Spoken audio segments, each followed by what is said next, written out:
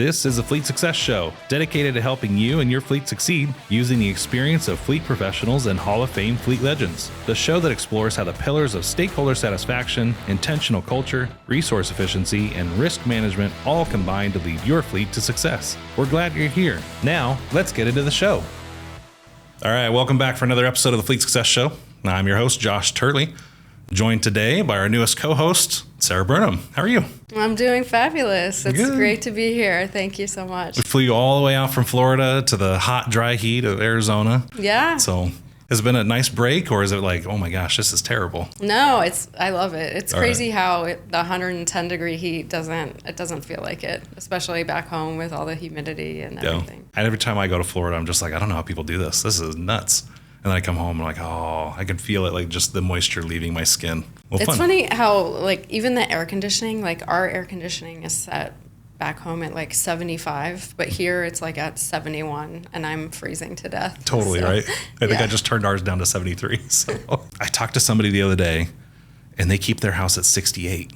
Wow. I'm like, you are nuts. Of course, and then she told me her power bill was like $800, $900. And I'm Yeah. like, that's insane for a little 1,800 square foot condo. Yeah, I believe it. I'd be all in blankets and sweats. Yeah. She's from the Northwest, so I'm kind of giving her a pass that like her blood hasn't thinned out yet. But Okay. 68, that's cold. Yeah.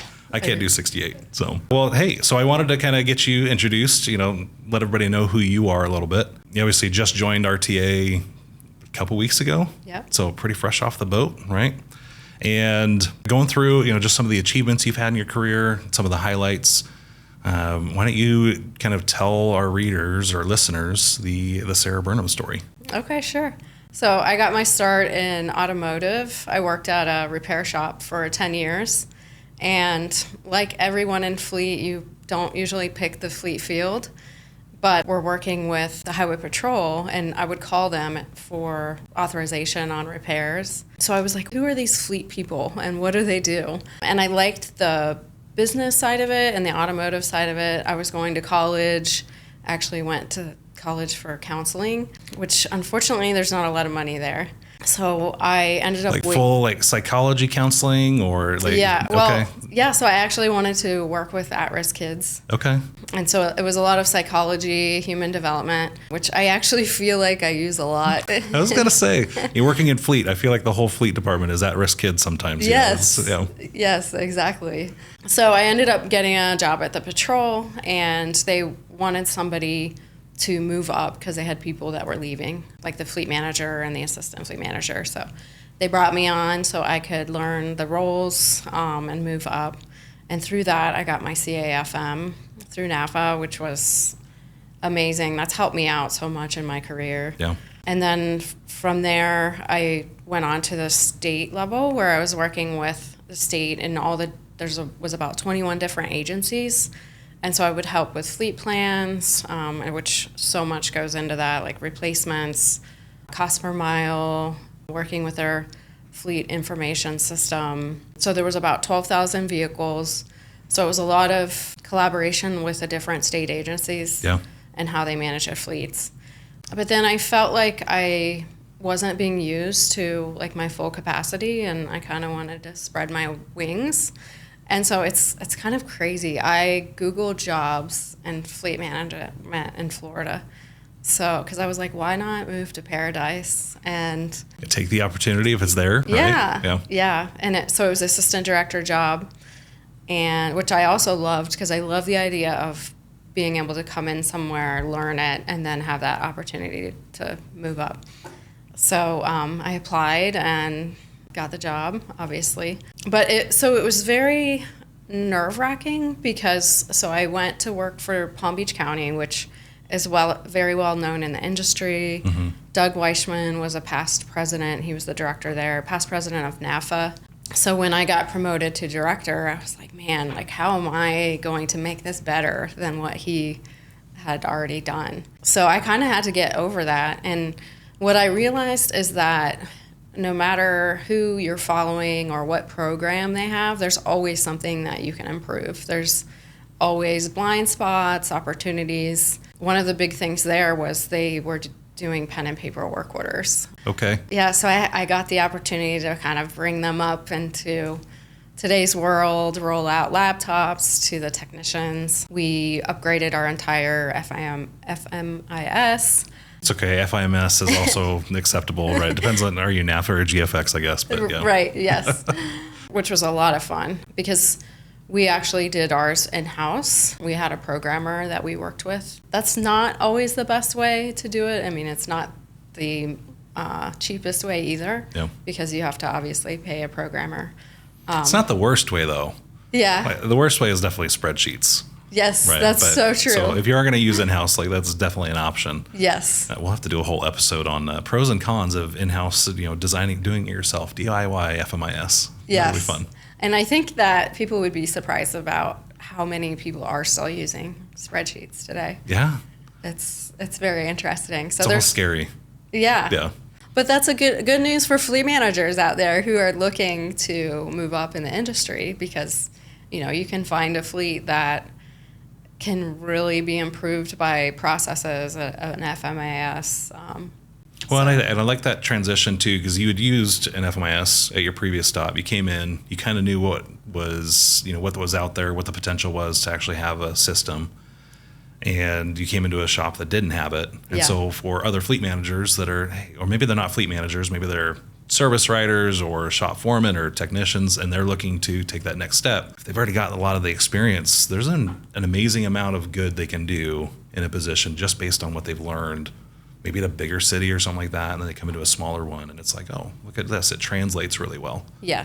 So. Yeah. And there's an opportunity for those folks to look at, like, why are we doing things? And, you get that response because we've always been doing things that way, which I absolutely hated. That was okay, this is an opportunity here if I ever got that response.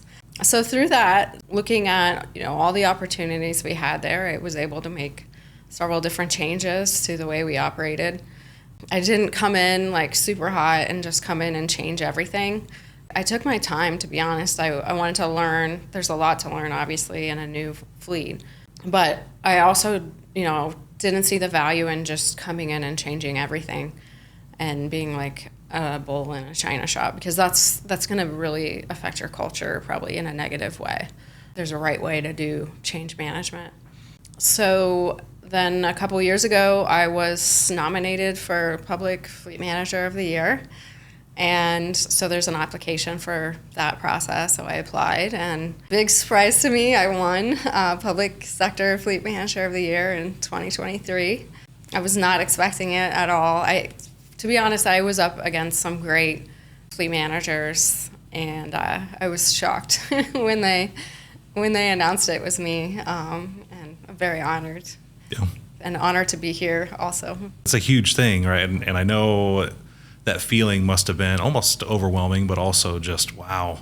Looking back, from where you started and coming into this position, you probably didn't have that on your bingo card when you started this, right? No, it was never even a thought in my mind, to be honest. And honestly, like right after I won it, it caused some self-doubt in me. Yeah. Like, here are all these other people that are great in the industry, and it's just like, wow, they picked me out of everyone else. But something that really helped with me and my confidence, and actually really seeing like what all we changed while I was there, was doing the award programs, like 100 Best Fleets, and even applying for that award, putting everything down on paper, and like being able to step back and see like, wow, look at all these changes that we've made. Like, that was a really big thing for me. And I would recommend, that's one thing I would recommend for any fleet manager, is go for the awards. Like,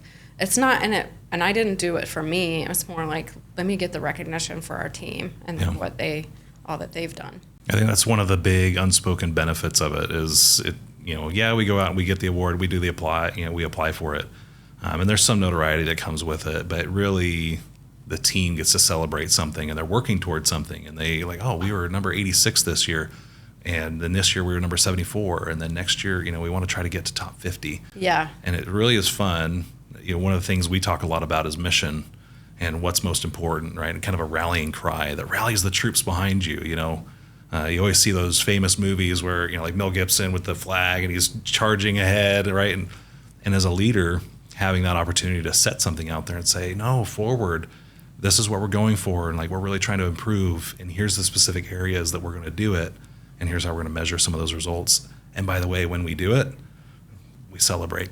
And we celebrate everybody, because this was definitely, as much credit as the leader usually gets, it's almost never the leader's fault, and it's never the leader's effort, right? Like it's not the leader's credit, why all of a sudden this happened. It was the people. It was the people behind them that made it happen. Right. And so I love seeing leaders that, they put up banners on the rafters, and they do all kinds of fun stuff to celebrate the team, barbecue, whatever.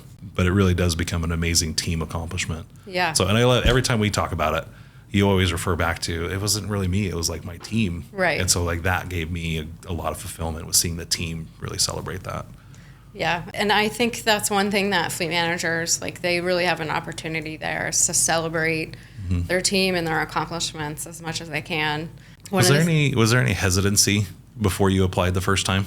Yes. Because you talk about self-doubt, like I'm imagining there's a lot of self-doubt before you decide to apply. Yeah, I actually didn't apply. So I was the director for 7 years, and I didn't apply for after 5 years. And part of that was because when I applied for us, I wanted it to be like not living off of what the past fleet manager did, about our new team and all the things that we did together. And part of it was like, I'm not really sure how I'm going to stack up. And I know that there's a lot of fleet managers out there that feel the same way. I've spoken with them, but you just never know where you're going to place it. The first time I applied, we got 16, which I was very surprised at. And then last year we got number 10. Improving every year. That's awesome. Yeah, thank you. But I mean, and the awards and the application, just going through that process, it helps you look at your different areas and find where you can improve, what you can improve on for next year. And then you can share things with your team and celebrate all the things that you guys have done together. So yeah. And you mentioned something as you talked about the application process, how it kind of forced you to reflect. And one of the things I've talked about it on the podcast before was the power of journaling, right? And just, at the end of every day or the beginning of every day, just taking time to reflect. And in some ways, the 100 Best application process is like just a big fleet journal. And I love that it gives you the chance to look back, because sometimes we get that moment of self-doubt, and we get in that moment of I'm not good enough, and I don't know what I'm doing here. I'm not as good as my predecessor. I mean, like I took over for my dad in this company, and I fought that for years. And I had a lot of people that believed that too. It was like, oh, you're just the boss's son. You don't know what you're doing. You're not good enough. And I believe the haters. And then I think sometimes we get stuck in that until we look back and say, what did we accomplish? And we take a moment to reflect and realize, wow, how far we've come, and just how awesome that is. Yeah. And then if you have that on paper. And so some of the things that I did was I created those things, and we would do like an annual report. And it would include like the key projects that we did, and have like key metrics on it, like how many work orders we did. We did like 14,000 work orders a year. That's a lot. That is. You were doing 14,000 and you were using pen and paper. At one time, yes. Yes, we figured out we saved 135,000 pieces of paper when we went to electronic work That's orders. so cool. Yeah. So we did electronic parts requests too. But the annual report, like, it can help you tell your story of like what you do, having those metrics like work orders, like when our customers or the board or whoever looks at that, they're like, wow, that's impressive. And then also having little things like promotions from within, who's got like master ASE technician status, who has their first ASE. Little things like that you can celebrate within your organization is key. So as you think about looking back at your career and even at West Palm Beach, what would you say is one of the big takeaways you had, as far as, because this doesn't come easy, right? And sometimes you go in and you don't have good news for council, for the board, anything, right? How do you go about selling some of the changes that you wanted to make and ask for budget increases and ask for some of those more riskier propositions, especially maybe when you're new on the job or before you've got any wins stacked up? So the first thing that you have to have in place is a good fleet management information system, because without that, like, you can't really tell your story You don't know where you're at, like as for how you're doing, where you're spending your time. Are you spending it doing reworks, or are you waiting on parts? And so like having those key metrics, having the data to back it up is how you tell your story. So for example, in one shop we were getting really behind in our turnaround times, and one of the supervisors mentioned to me that we were having tow-in PMs routinely, where they would tow them in for PMs, and on top of that they had mold growing on the cars. So I went and got pictures of the mold, and so I was able to go like to my management and then later administration with these pictures, and then show these KPIs, like look at we're struggling, here's the numbers. I think there's obviously an opportunity here for us to right size, because these vehicles are clearly sitting. So, and that's something that, that got their emotions. Yeah. And so when you can tie it to emotions, or, resource efficiency, that you're not using your resources, or that there's ways to save money.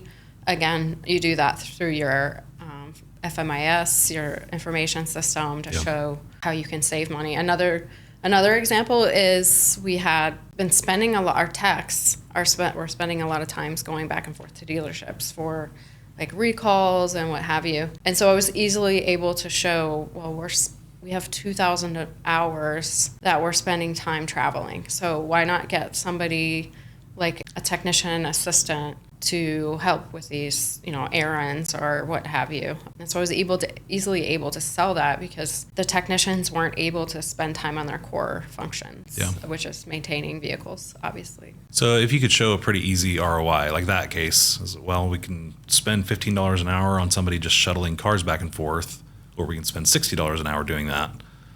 Yeah, it's kind of like easy math, yes. Right? I know there's a city right now, one of our frequent listeners, he's actually been a guest on the podcast, but they're dealing with like budget cuts. And so they're coming to him saying, hey, you got to cut $1 million, from your annual operating budget. How do you do that when you're looking at it saying, oh my gosh, like I actually need another $1 million. I can't cut $1 million. That's going to be a net $2 million that I'm going to lose here. Yeah. How do you have that conversation? I think it's, again, looking at using your data to tell your story, because you can show, okay, these are the work orders that we have. This is the time we're spending. If I cut a technician, we're obviously not going to be able to handle our work. So, which translates to our customers, which are departments, not being able to achieve their missions.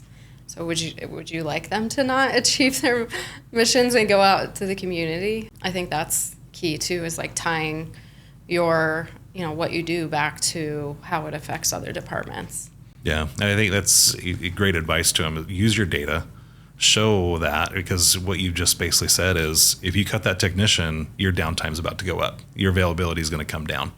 And if you can correlate, well, that technician is responsible for this many service hours, that's now, we either have to cut the fleet or we got to cut service. And which one do you want? Right. Exactly. I always tell people you get to choose your hard, but you don't get to choose no hard, right? Right. You get to decide which hard you want to do. We can either come up with another $1 million, or you can cut services. But otherwise, you're going to have a bunch of down vehicles. And you remember all those vehicles with mold that we just replaced, right? Yeah. Where can you get access to insightful keynotes from fleet industry leaders and experts, live hands-on training classes, and the opportunity to network with fleet professionals across the country? Only at the Fleet Event of the Year. RTA Connect 2024 in Atlanta, Georgia. Join us October 7th to 11th and get the tips, tricks, and tools you need to take your fleet to the next level. Learn the latest best practices to improve performance from RTA's fleet experts. Join hundreds of fleet professionals from every industry to learn everything from employee retention and growth to the latest in fleet tech. Ensure you're building the best fleet in the world at Connect 2024. Registration is now open and class seats are limited. Visit www.rtafleet.com/connect to learn more. I love that you talked about tapping into the emotion too. One of my favorite books is Chip and Dan Heath. They wrote a book called Switch. And they talk about this concept of the elephant and the rider, right? And you go to India and you watch these people, right? They're riding on the elephants and they're steering these massive creatures through the jungle. And the question is, how on earth does a little tiny human direct an elephant? And it's the concept of like, you've got to figure out how to, A, pave the road. They like going down paved roads. They don't want to go through the jungle. So make it easier. But then B, you've got to be able to coax them and tap into their emotions so that, you as the leader can tap into the emotional resilience of the entire team or into your leadership and manage up just as well as you manage down. And I think that's one of the biggest challenges for government managers is really that's leadership and connecting with your team, building that culture, which you talk a lot about. And there's not a lot out there for that, to get that information as a fleet manager. There's no school for fleet manager, but then leadership on top of that is tough, especially when you have a lot of, in government, there's may not be a lot of turnover. So you might have supervisors that's been in their roles for 20 years. Maybe they're using the old style of, command and control government. Not government, but supervision, like do as I say. And so when you have that, is your team really dialed in if they're not connected to like the bigger picture? And I think that's a real challenge with most fleet managers is like, how do you connect with your team and have that, you talk about the intentional culture a lot, like how do you implement that into government fleet? I think that's probably one of a big challenge for a lot of fleet managers. I know it was for me as well. At one of the jobs I had, we had a supervisor leave, and it wasn't until after he left that we realized maybe the culture in that job isn't that as great as we thought it was. And so then, when he left, did it have a positive impact or a negative impact? Was he holding it together with baling wire, or was he kind of the problem? there was all kinds of problems going on that were discovered after he left. It wasn't just one thing, but it kind of lifted the curtain of, that we have some problems here. We need to fix the culture. So that supervisor really had to work with his team and get them dialed in. And so it was a challenge. Interesting. Yeah. I know, for you, like employee engagement is a big thing. What are some things that you have done to make sure that you feel connected to your team, to make sure they feel heard, supported? So when I was promoted as the director, I met with every team member, and I would recommend that for anybody that's going into any leadership position to, one, get to know them, you get to know them, they get to know you, ask questions, and then you can ask questions like, what would you like to see change? And doing that, I got a lot of good information. And that also gives you an opportunity to make small changes pretty quickly, and when they see that helps you build a rapport with them. One of the big things that they said was employee engagement, that they felt like maybe they felt a little underappreciated. So one, that was, a conversation I could have with the supervisors, but also implementing like employee engagement programs, because we didn't have anything like award programs, Team Player of the Year, those types of programs. I know there's Hillsborough County does a really great like Technician of the Year award program. So doing those kinds of things, trying to bring together people as a team, and then also like making sure that there's systems in place for team members to continually offer feedback in like ways we can improve the system, because ultimately they're the ones that are using the tools and the resources, and so who better than to hear it from than those people. Yeah. So. Did you ever read Patrick Lencioni's The Truth About Employee Engagement is the official title? I haven't read it. The original title was The 3 Signs of Job Misery. They didn't feel like that would be a good title to have sitting on the desk of somebody at work. It was like, what do you mean? Why are you reading about job misery, right? Are you miserable? But he talked about the 3 things that lead to a lack of employee engagement. And it was anonymity, so they don't feel seen, they don't feel like you know them or who they are. Immeasurement, they don't know how to keep score, they don't know what am I doing a good job, am I not doing a good job, how do I measure my own success? And then 3 was irrelevance. They didn't understand why they were doing what they were doing.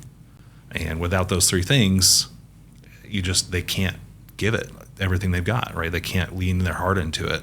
And so you're not getting everything that they have. And it sounds like, you talk about recognition, like that's nailing anonymity right there, just getting rid of it. I love that you're talking about like, hey, we implemented some practices and we were doing reviews and we were talking about these metrics, and it's a measurement right there. So it's really fun to see. There is a natural, I don't know what the right word is for this. It's almost like a universal law, like a universal truth. And sometimes it's just being a good human. Right? Yeah. And really trying to connect with people on a human level. Absolutely.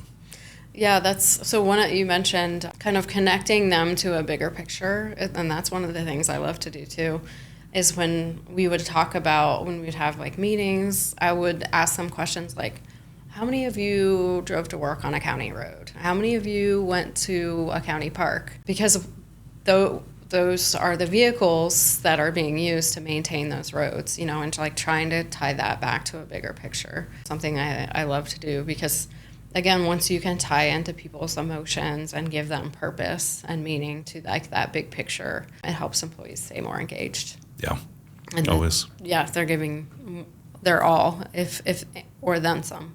Yeah. I know Bradley Northrup over at Cities Carlsbad, they've got a motto in their shop is without us, they walk. Right. I love that. Right. And you don't want your fire department walk into an emergency. Yeah. And I think that's a really great way just, again, to remind them. And government, I feel like, too, just has this magical ace up their sleeve for purpose.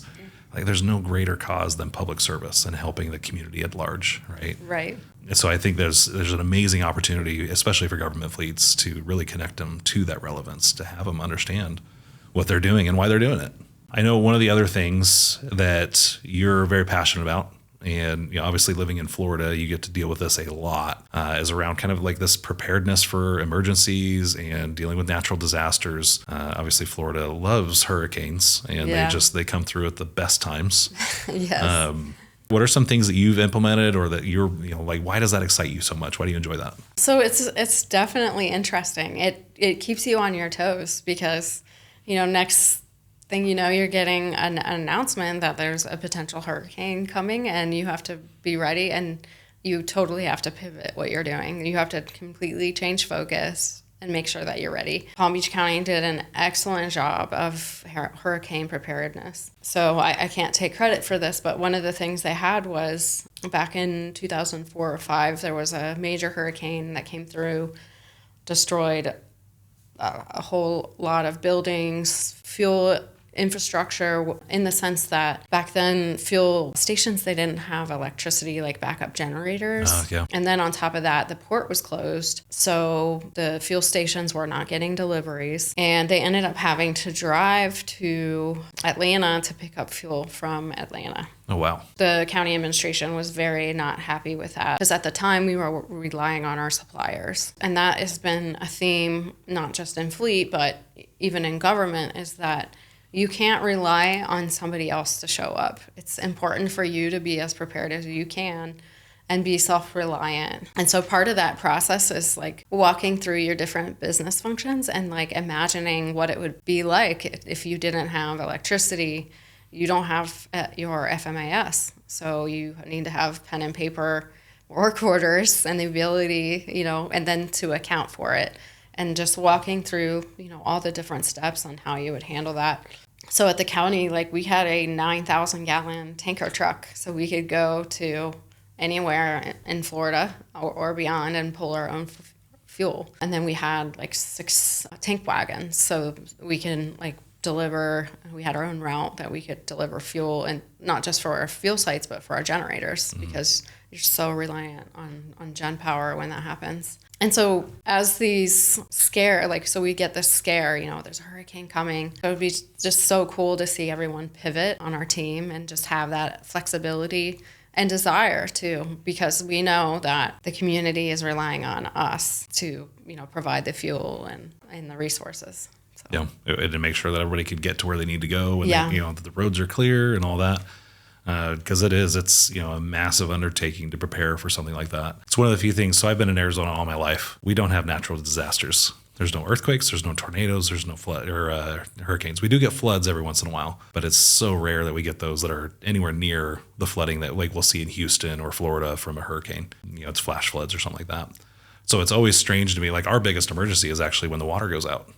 And so you walk around here and like the emergency prep we do is everybody's got these big 55-gallon drums of water in their garage, just because that's the thing that we'll run out of first, out here. But other than that, it's amazing to see, around the country, the different things that people have to go through to kind of just deal with Mother Nature and deal with emergencies. You could even look at the dealerships. They are just had a rough go of it, right? You had a massive outage due to a hack. Their dealers' network systems, they didn't have paperwork orders. They were turning away customers like, I can't help you. Their entire service department got shut down. And at some point you're just wondering, like, why can't we just like go grab a pen and paper and figure this out, right? Like, where's that attitude? The can do, let's just solve this problem. Right. Instead, it was just, oh, now we can't service you right now because I can't do anything. Like, I'm lost without my computer.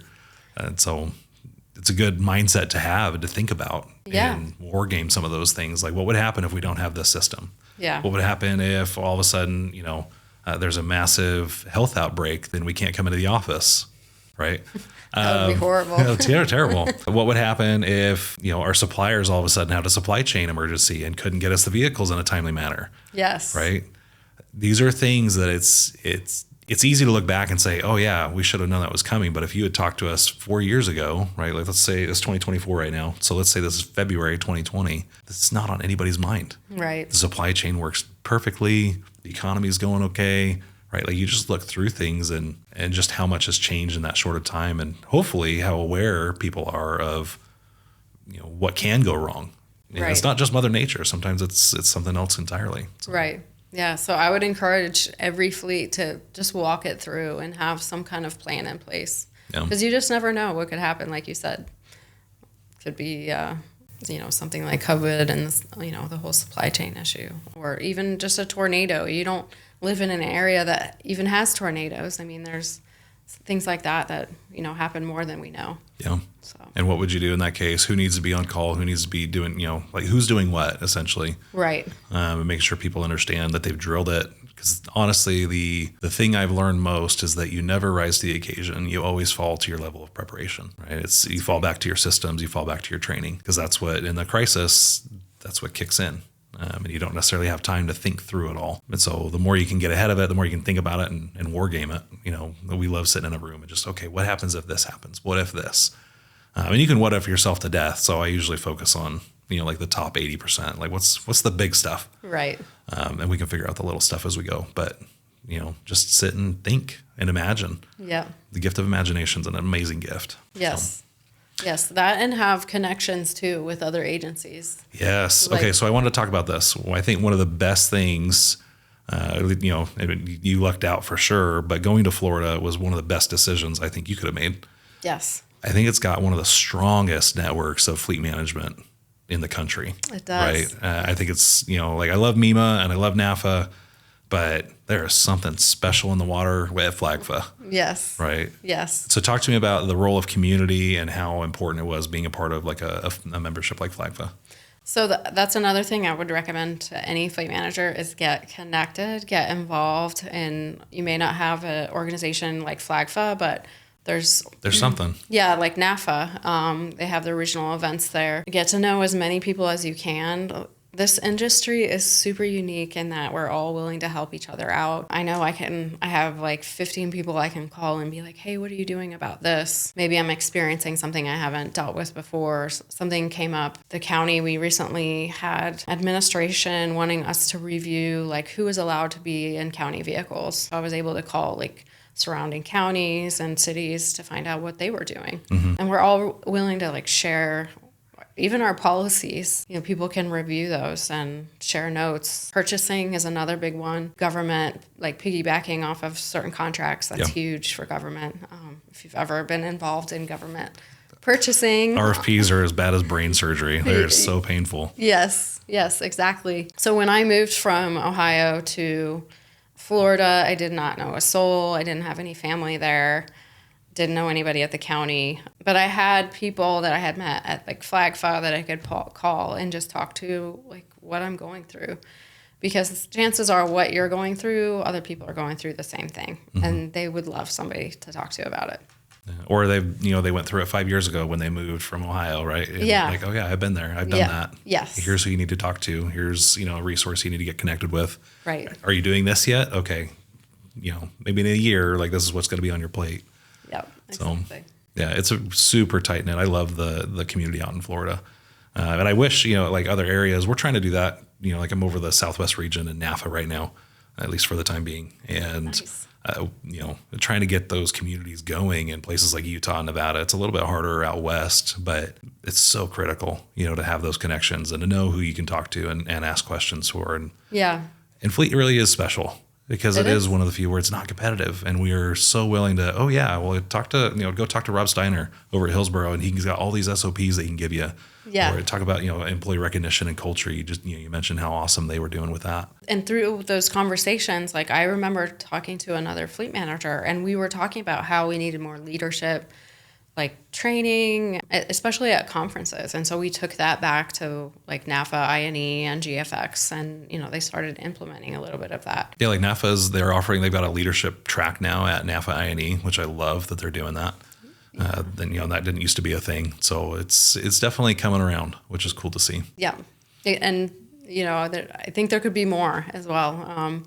The book that you have, the Fleet Success Playbook, is a great example of that, and I would recommend that to any fleet manager. The good news is it's free, so I'll cover the cost on that one. Just go request a copy if you want it. So I don't even know how long ago this was. It was my first time going to GFX. They didn't let me out of the house much, I guess, back when I was younger. But first time going to GFX, and there was a panel with you, Mario, and Facundo. I don't know, do you remember this panel? Yeah. But you guys were talking about, the challenges as far as like managing millennials in the workplace. Remember when that used to be like our biggest problem? Yeah. And people were always like, these millennials. Little did they know. Zoomers, what's up? But I always get a kick out of that, right? As I think back to, that was like my first trade show. And I remember being just starstruck by you, Mario, and Facundo, and just how, man, these guys are amazing. And I walked up to you guys after and introduced myself. And I was like, just nervous as could be. And now just to come full circle, it's really cool to have you in the room here with us today. Yeah, thank you. So, yeah, it's been a journey, and I never would have imagined this for myself. I'm like starstruck being here in this room with you right now. It's awesome. She walks in the pod, she's like, oh my gosh, this place is crazy. This is cool. Yeah. Thinking about that journey, and we'll kind of wrap up with this one, but some of the biggest challenges that you've had to overcome. I know I just saw you on a Woman in Fleet panel with NAFA, which I think is amazing. You asked me prior, like, how many women have you had on the podcast? And I was like, I think I can count this on one hand, dealing with that specifically, but just in general, some of the biggest challenges you've had to overcome, maybe being a millennial, being a woman in fleet, not coming from maybe a traditional fleet background like most people don't. But I think the biggest one for me, and I've talked about this in like some of the articles that are out there, is I dealt with like imposter syndrome when that's a good one.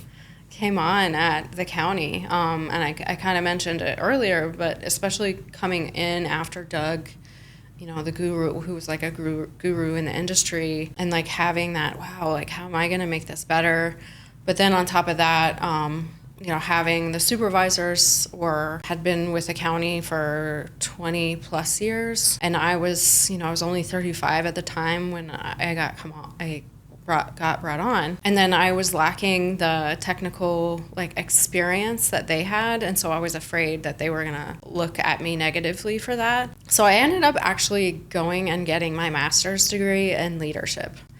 And one of the big things I talk about there is that you don't have to have all the answers as a leader, and that you should be relying on your team, and that's what they're there for.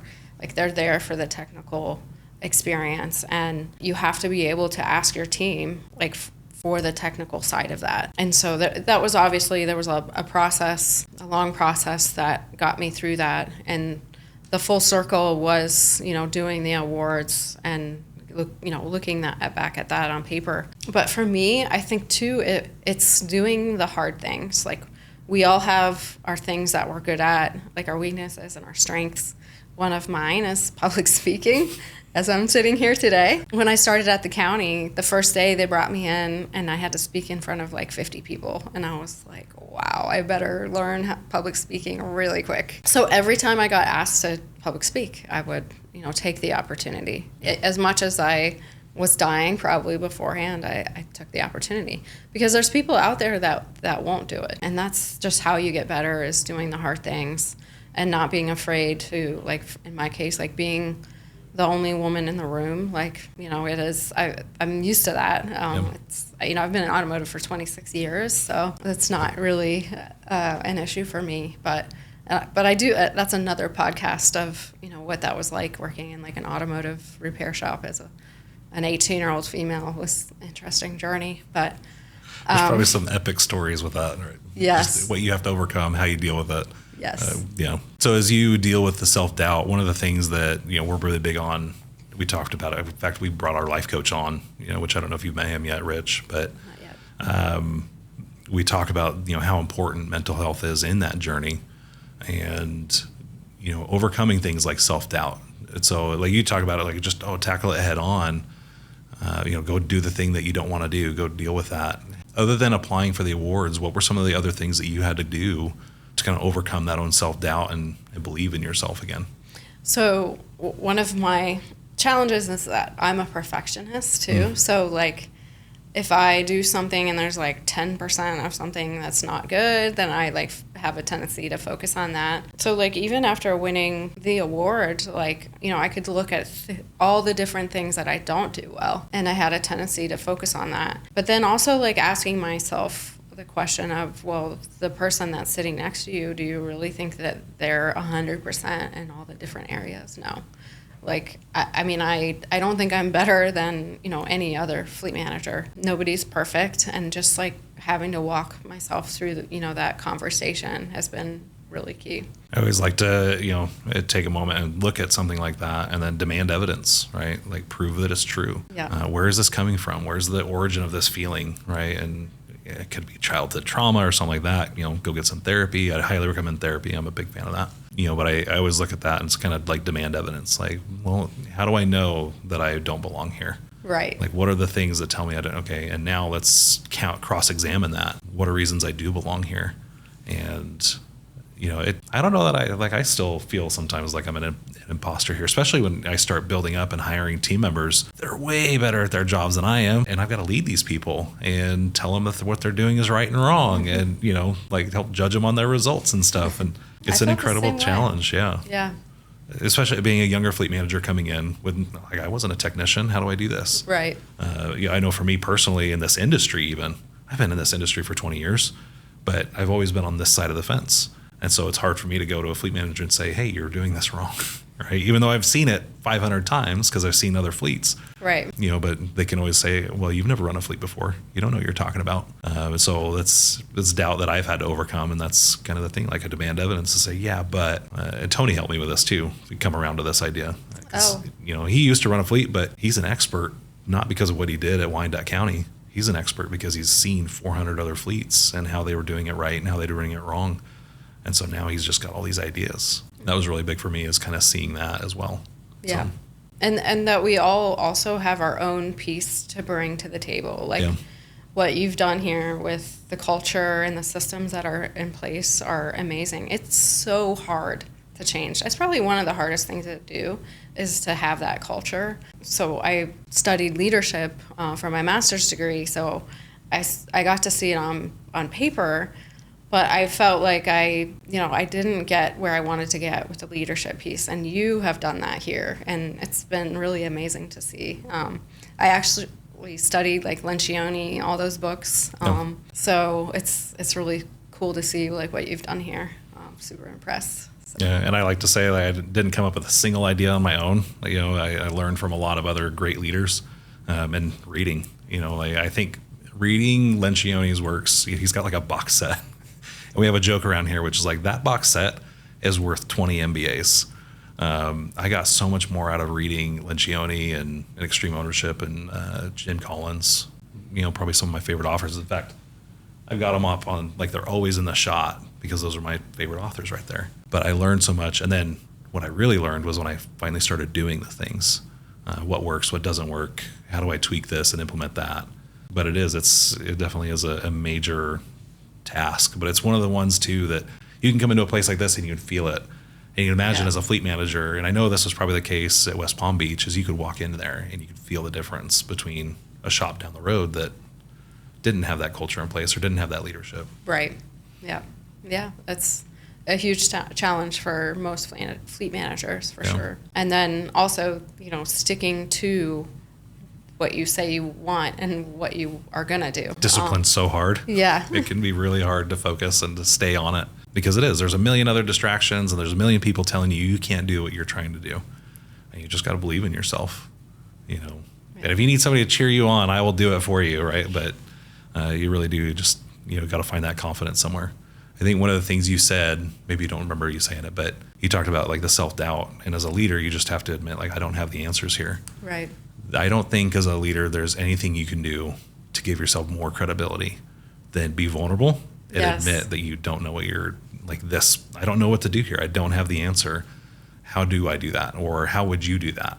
And be humble enough to let other people kind of guide the ship. Yeah. So that's another theme that I saw through like leadership studies was one of the number one things that people connect with their leaders on is when they're authentic, when they can admit their mistakes. And then also too, like, where they stand, where you stand with them, like you're direct with them, you're giving them feedback and being just real with them. Yeah. Like when I think people have a hard time when they're not really sure at where they stand with like their management team or maybe they're not even getting feedback. I think that's something that, I've struggled a lot with in my career, like not getting feedback of like coaching, even like, oh, you could have done this a little bit better. Like I didn't have that. And I so wish I would have. And even to the point like where you weren't even soliciting it, right? It wasn't being given to you, but you weren't going and asking for it. Right. And I know there's been times in my career I'm like, man, I know I don't ask for it because I don't really want to hear it. And so that's my own ego kind of getting in my way of my growth. But it's things I look back on. I'm like, I should have asked more questions. I should have asked more like what people thought about me. I know it's one of the big things we encourage here is that you should always know where you stand with your manager. And that's such a hard, that requires a lot of emotional safety to be able to feel that you can be comfortable enough asking. We use a tool here called the Golden Quadrant. We tell everybody, you should always know where you're at on that quadrant. And if you ever don't know, bring it up in your next one-on-one, and have that discussion. So your leader always has the chance to provide you feedback. Because your leaders are human too, and they're scared to do it. Right. They don't want to have an uncomfortable conversation. As a leader, I think that's something that we should take as like a responsibility that we have to make sure we're always giving that feedback. And do you know where you stand today? Well, let's have that talk. Let's talk about that. Yeah, absolutely. I had a mentor at the patrol, and she was so hard on me. I always knew exactly what she thought about my work, but it was awesome because she told me like what I could do to improve, and it made me a better person. So while we're afraid to give that feedback, you're also helping that person along. So you just got to challenge yourself to do it. Well, cool. Well, hey, I think that's going to wrap it up for this episode. Sarah, love having you in office. Thank you. We're definitely going to get you on remotely from the lovely shores of Florida. Looking forward to it. So excited to have you here and what you're going to bring to our customers. A lot of people don't know, Sarah Facundo, they were not RTA customers. They never used our system before, but they know their stuff. And I love having your perspective and honestly, just your experience. So this has been a pleasure. Love having you on board. Thank you. Appreciate the opportunity. All right. Until next time, everybody, thanks for joining us. We hope you enjoyed the show. If you'd like to help support the podcast, please share it with others. Post about it on LinkedIn or leave a review. Want to learn more about our fleet management software, Fleet 360? Check us out at rtafleet.com. If you want to learn more about having your fleet evaluated by our consulting team, go to fleetconsulting.com.